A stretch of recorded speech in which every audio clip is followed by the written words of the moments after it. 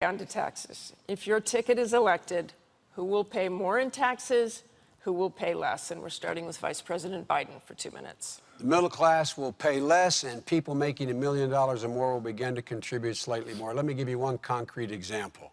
The continuation of the Bush tax cuts. We are arguing that the Bush tax cuts for the wealthy should be allowed to expire. Of the Bush tax cuts for the wealthy, $800 billion of that goes to people making a minimum of $1 million. We see no justification in these economic times for those, and they're patriotic Americans. They're not asking for this continued tax cut. They're not suggesting it, but my friends are insisting on it. 120,000 families, by continuing that tax cut, will get an additional $500 billion in tax relief in the next 10 years, and their income is an average of $8 million.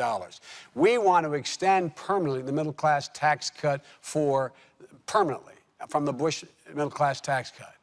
These guys won't allow us to. You know what they're saying? We say, let's have a vote.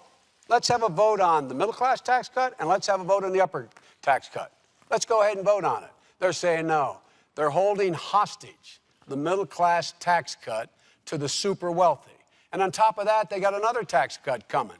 That's $5 trillion that all the studies point out will, in fact, give another $250,000 a year to those 120,000 families and raise taxes for people who are middle income with a child by $2,000 a year. This is unconscionable. There is no need for this. The middle class got knocked on their heels. The Great Recession crushed them. They need some help now. The last people who need help are 120,000 families for another $500 billion tax cut over the next 10 years.